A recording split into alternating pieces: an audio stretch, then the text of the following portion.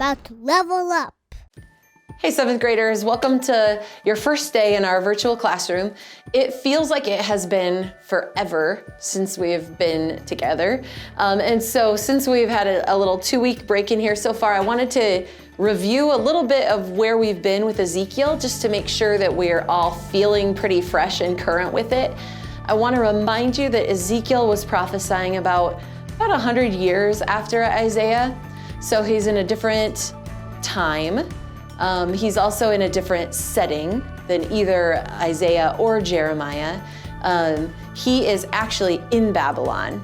And he's the prophet who is prophesying to the common people, to the regular kind of people. And it's very vivid prophecy. It's vivid in a couple ways. One is that he's enacting a lot of these prophecies and doing things that seem very extreme. Another way that it's vivid is that it's showing, kind of lifting the curtain and showing behind the scenes into a little bit more of, I guess you could say maybe like the spiritual world, the world that's very real and present, but that oftentimes our eyes are veiled to for the time being. So this makes sense because while the prophecy is intense, Israel is also going through a very intense time. A lot of times we get that apocalyptic type of literature, if you remember that word, when things are going a little bit crazy and the world seems to be spinning out of control.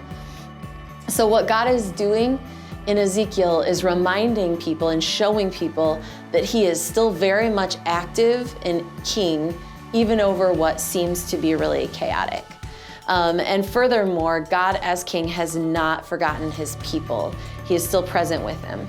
So the book started with Ezekiel sitting in exile on what was his 30th birthday, or somewhere around his 30th birthday, which is when, if he was back in Israel, he would have been stepping into the priesthood. We read that that's his heritage. He would have been a priest.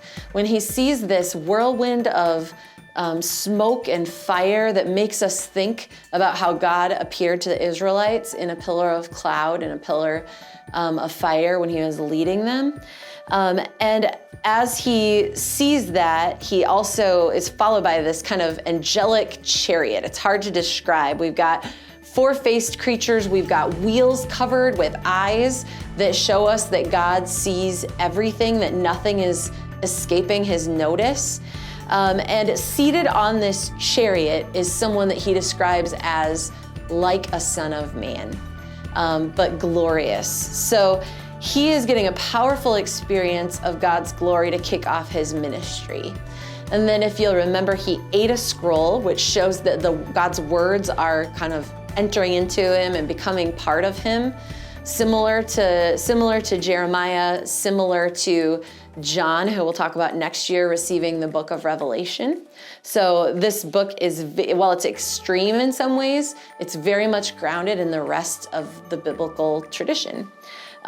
He eats a scroll and then he gets a job description, and his job description is that he will be like a watchman on the wall.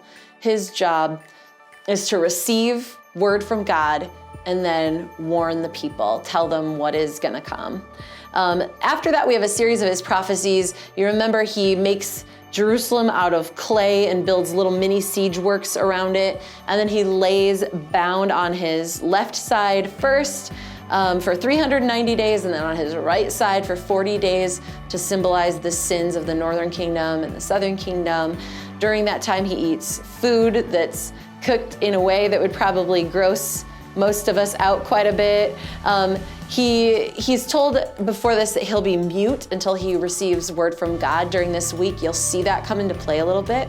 You'll see his mouth kind of be opened for a message from God, and that will be described. So be on the lookout for that as you're doing your reading this week.